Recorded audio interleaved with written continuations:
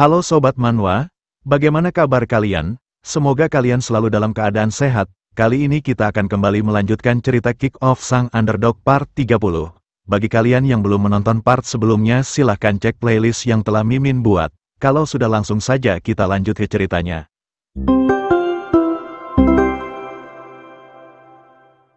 Di cerita sebelumnya, Jambul Merah berhasil mencetak gol dengan tandukan spektakulernya. Ia benar-benar tak menyangka kalau ia akan mencetak gol untuk pertama kalinya di pertandingan selama 3 tahun berada di SMA Haja.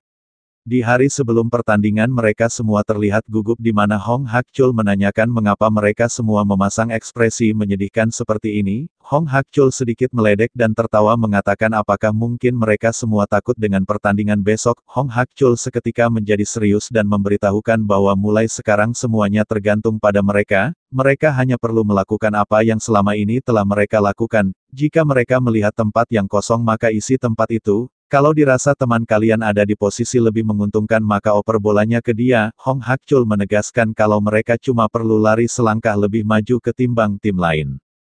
Jong Sanwon kemudian berdiri dan dengan serius menanyakan apa yang harus mereka persiapkan untuk pertandingan besok karena ini adalah babak penyisihan yang sangat penting. Sambil tertunduk Hong Hakchul menjawabnya kalau mereka tidak perlu terlalu memaksakan diri dan mengeluarkan tenaga besar karena ini hanyalah masalah remeh. Hong Hakchul sedikit meninggikan suaranya dan memberitahukan kepada semua pemain bahwa mereka ini kuat jadi tidak perlu merasa gugup. Hong Hakchul juga memberitahu kalau ia memutuskan melatih tim ini karena ia bisa melihat kemampuan dan kelebihan masing-masing setiap pemain. Mereka memiliki teknik yang bagus, kekuatan fisik yang menonjol serta pengalaman. Tak ada satupun hal yang kurang dari mereka jadi apa yang harus ditakutkan. Seharusnya tim lainnya lah yang takut jika berhadapan dengan mereka. Hong Hakchul meminta mereka semua untuk percaya padanya bahwa mereka akan memenangkan pertandingan besok dan membuat lawan mereka takluk. Ia sudah pernah membawa timnya memenangkan kejuaraan nasional jadi pertandingan besok bukanlah apa-apa.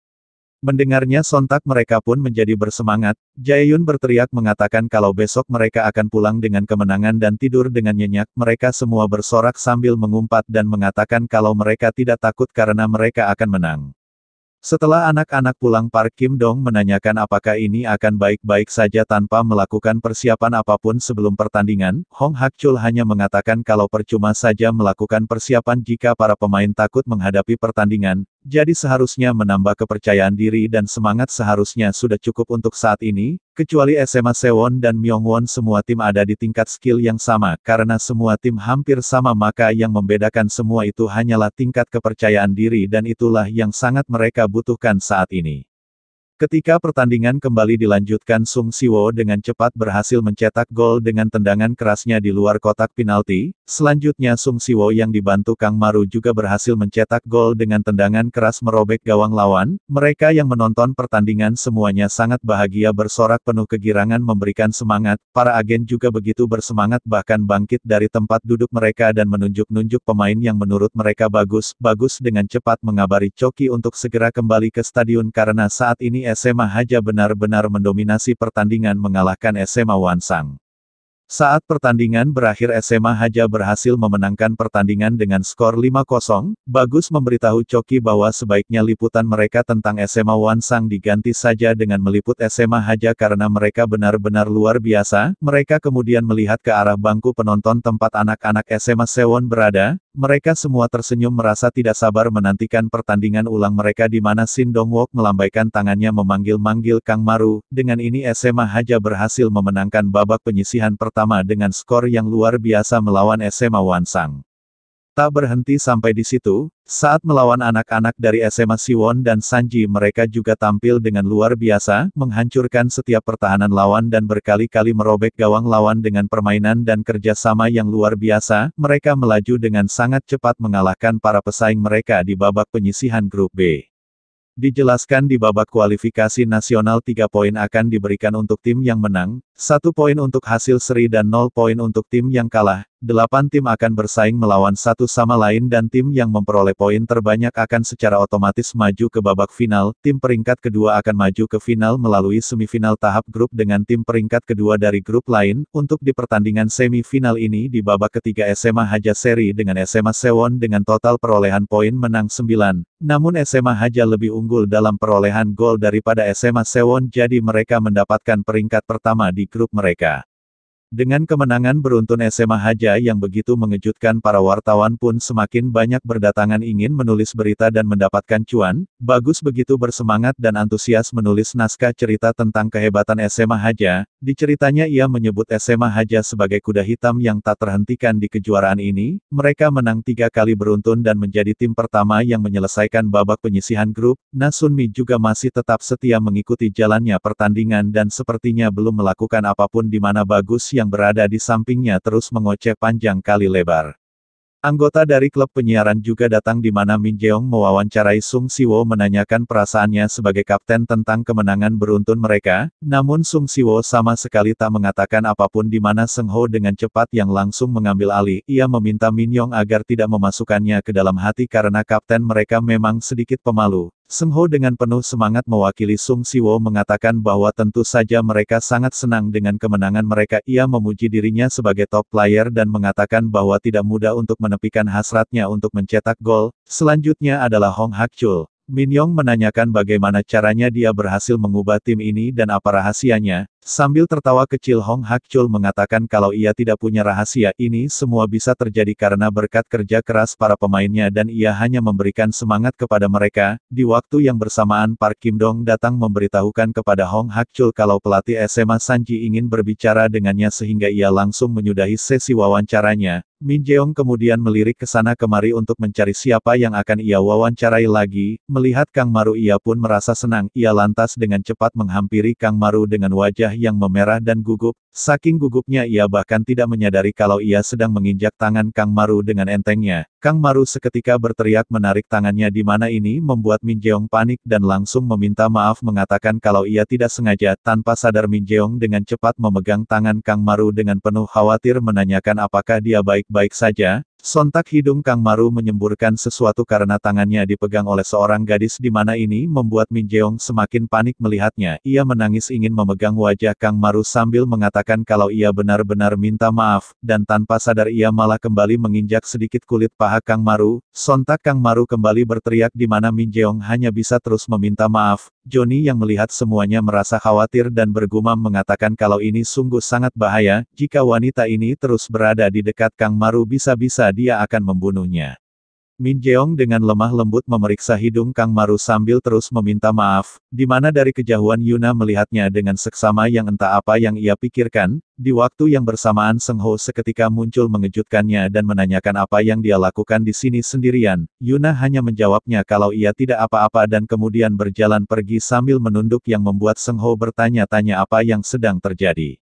Sementara itu Hong Hak Chul terlihat sedang bertemu dengan pelatih SMA Sanji yang kita sebut saja Sanji. Sanji merasa sangat senang dan mengungkapkan bahwa ini adalah kehormatan baginya bisa bertemu dengan pelatih hebat seperti Hong Hak Chul. Sanji kemudian tertunduk dan langsung mengutarakan maksudnya ingin bertemu. Ia mengatakan kalau ia merasa sedikit khawatir tentang keputusan Hong Hak Chul mendaftarkan Sung Siwo ke asosiasi. Sanji memberitahukan bahwa saat ini ada begitu banyak pembicaraan tentang Sung Siwo di asosiasi sepak bola. Ini semua tentang kasus masa lalunya dengan pelatihnya yang dulu. Orang-orang membicarakan tentang mengapa seorang pelatih hebat seperti Hong Hak Chul malah mendaftarkan pemain kasar seperti itu ke asosiasi. Sanji mengungkapkan kalau tampaknya Sung Siwo telah di blacklist oleh atasan dan ini akan berdampak buruk bagi Hong Hak Chul jika terus bersama anak itu. Mendengarnya Hong Hak Chul sama sekali tak mengatakan apapun yang entah apa yang dia pikirkan.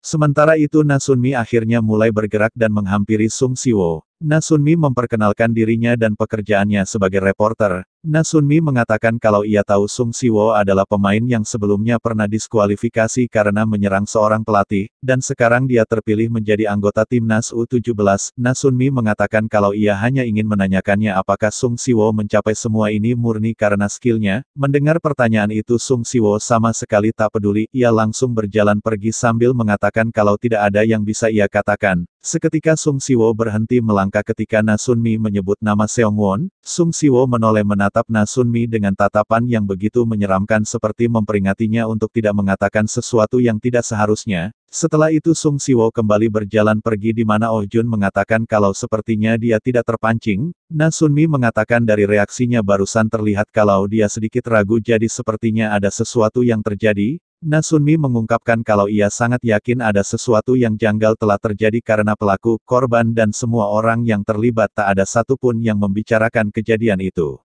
Na Sunmi kemudian menanyakan apakah Oh Jun sudah mencari tahu apa yang dilakukan pelatih Yongyu yang dihajar Sung Siwo sekarang. Oh Jun mengatakan ia baru saja mendapatkan info kalau pelatih itu ditunjuk sebagai pelatih baru di tim sepak bola SMA Sewon setelah Hong Hak-chul keluar.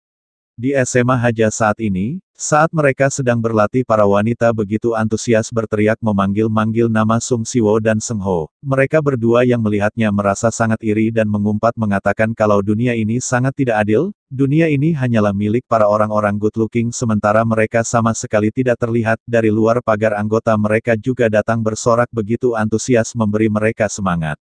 Sementara di pojok lapangan mereka bertiga juga merasa iri dengan mereka yang punya skill hebat, mereka mengeluh mengatakan kalau sepertinya mereka sama sekali tidak terlihat karena skill mereka yang hanya biasa saja dan tidak menonjol, karena tak ada yang bisa mereka lakukan mereka pun memutuskan untuk pergi mandi saja dan berjalan pergi dengan begitu lemas.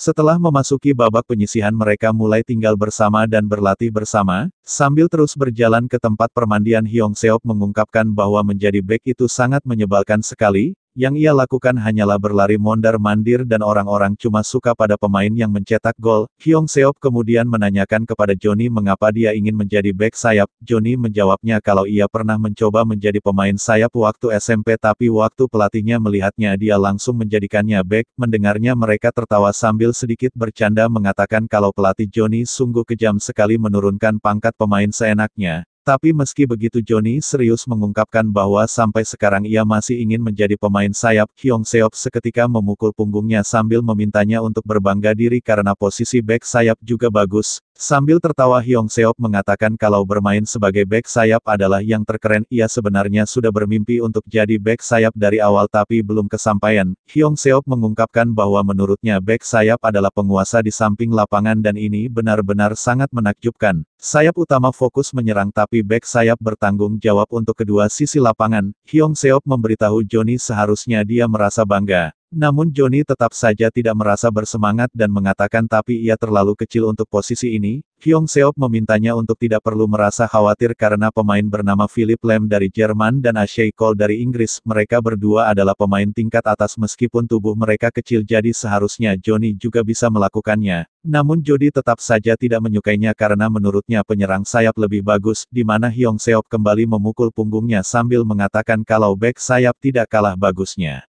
Mendengar obrolan mereka Kang Maru jadi memikirkan beberapa hal, ia bertanya-tanya sepertinya ia tidak pernah memikirkannya bagaimana ia bisa berakhir menjadi pemain tengah, ia benar-benar tidak pernah berpikir tentang posisi apa yang akan ia ambil dalam sepak bola, ia hanya ingin bergerak maju dan merasa bahagia selama ia bisa bermain sepak bola. Di waktu yang bersamaan tiba-tiba sebuah pesan masuk di HP Kang Maru, melihat pesannya wajah Kang Maru memerah merasa sangat senang karena Yuna memintanya untuk datang ke restoran ibunya untuk makan bersama merayakan kemenangan beruntun tim. Sontak Kang Maru berlari dan melompat begitu sangat kegirangan sambil mengatakan kalau ia akan pergi duluan, di mana ini membuat mereka berdua penasaran tentang apa yang telah merasuki bocah itu.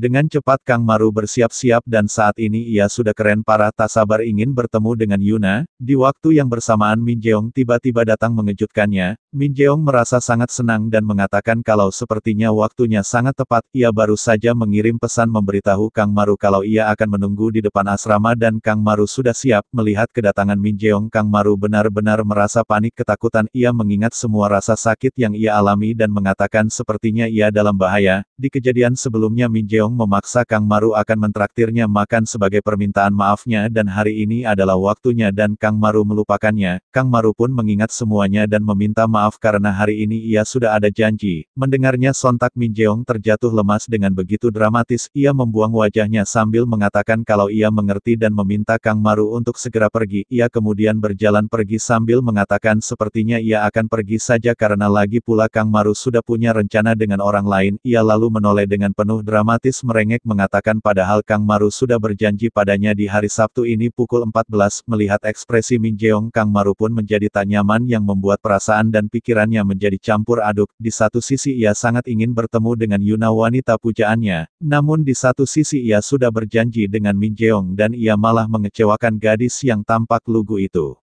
Dengan berat hati Kang Maru akhirnya memutuskan pergi dengan Min Jeong dan memberitahu Yuna lewat pesan kalau ia tidak bisa datang hari ini. Min Jeong pun melompat sangat kegirangan meminta Kang Maru agar mereka segera pergi, di mana dari balik tembok mereka berdua melihat Kang Maru sedang asik berduaan. Mereka berdua sangat iri dan kesal mengumpat menyebut Kang Maru dasar bajingan. Mereka mengatakan kalau bajingan itu benar-benar tidak memiliki moral, berani-beraninya dia pergi bersenang-senang dengan seorang wanita cantik dan imut meninggalkan teman-teman seperjuangannya. Nah, sekian dulu pembahasan cerita kali ini. Perjalanan Kang Maru masih jauh, dan banyak hal yang akan terjadi dalam hidupnya. Apakah ia akan mencapai impiannya? Temukan jawabannya di kelanjutan cerita berikutnya. Jangan lupa untuk like, komen, dan subscribe agar kalian tidak ketinggalan kisah seru berikutnya. Sampai jumpa di video berikutnya.